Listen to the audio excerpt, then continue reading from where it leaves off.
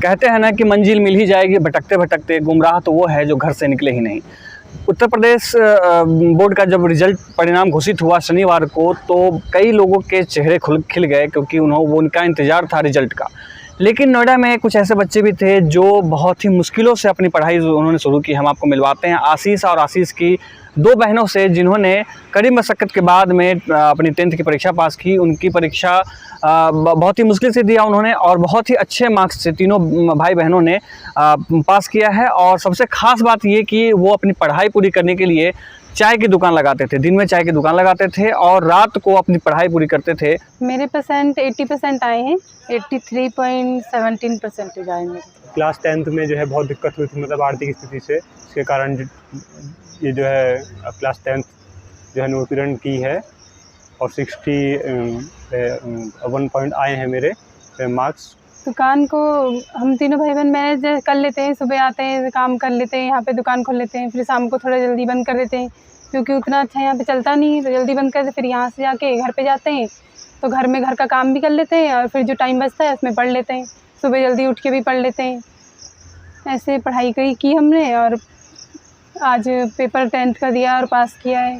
विश्वास नहीं था, बस मेहनत करते थे, सोचते थे अच्छा पढ़ना है, बस मन में रखे थे और आ गए नंबर। और अभी हमारे जो है अभी हमारे फादर हैं वो मतलब जो ठीक नहीं थे, इसी कारण से पढ़ाई छूट गई थी। स्कूल की फ़ीस वगैरह देने में दिक्कत चल रही थी, इसी वजह से। फैशन डिज़ाइनर बनना चाहती हूँ। फैशन डिज़ाइनिंग के बारे में जब मैं 10 साल की थी तभी टीवी पर देखती थी, तो फिर उसी में इंटरेस्ट हो गया कि फैशन डिज़ाइनिंग करना। ड्राइंग भी थोड़ी मतलब अच्छी है, तो इस वजह से उसमें इंटरेस्ट आ गया। लग नहीं रहा था, उम्मीद नहीं थी, क्योंकि बहुत 3-4 साल हो गए थे, बहुत साल हो गए थे, तो हमने उम्मीद छोड़ दी थी। अब बहुत लोग बोलते थे कि हम एडमिशन करवा देंगे, आपका करवा देंगे, बोलते बहुत लोग थे, लेकिन करवाता कोई नहीं था। फिर कम से कम 3-4 साल बाद हमें विकास भैया मिले और भविष्य NGO के द्वारा इन्होंने हमारी एडमिशन करवाई, तब जाके आज हम लोग 8th में एडमिशन करवाया था हमारा। इसी वजह से हम थोड़ा पीछे भी रह गए, कुछ साल का नुकसान हुआ, लेकिन फिर भी हमने अपने आप को हिम्मत नहीं हारे कि चलो पढ़ाई छोड़ दी। फिर भी हमने हिम्मत रखा और आज 10th का पेपर पास किया है, तो इस बात की हमें बहुत खुशी है। अब जैसे तैसे जो है बस जो था हमारा सब जो मतलब जो भी था अपना खाना पीना या रहन सहन वो सब छोटी सी दुकान से ही था, और बहुत कष्टों का सामना किया हम लोगों ने। और उसके बाद जो है पढ़ाई आगे हमने जो है पूरी करी है, और आगे भी अब यही उम्मीद रखते हैं कि आगे हो पाएगा। ऐसे ही अब पहले से कुछ स्थिति हमारी ठीक हुई है, तो अब और मेहनत करेंगे और आगे। मैं प्रेरणा अरुणिमा सिन्हा को मैं अपनी प्रेरणा मानती हूँ। उन्होंने जैसे इतनी मुसीबतों से लड़ के भी मतलब अपनी लाइफ को मतलब जी रही हैं, वो उनको अपनी प्रेरणा मानती हूँ। कितनी भी मुसीबतें हो, इंसान को जीना नहीं छोड़ना चाहिए और उम्मीद नहीं छोड़नी चाहिए। उनसे मुझे उम्मीद मिली बहुत।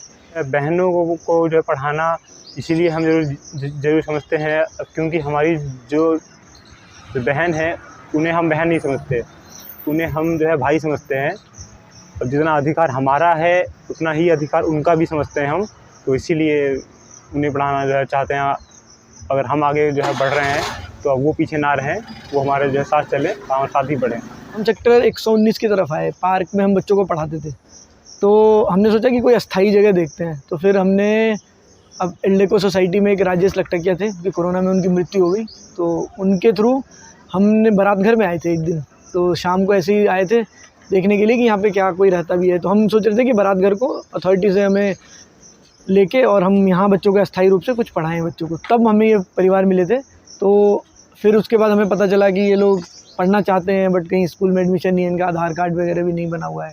इनके पापा की तबीयत ज़्यादा ख़राब थी उस टाइम पे, और ये चाय का एक छोटा सा दुकान लगाते थे ये लोग।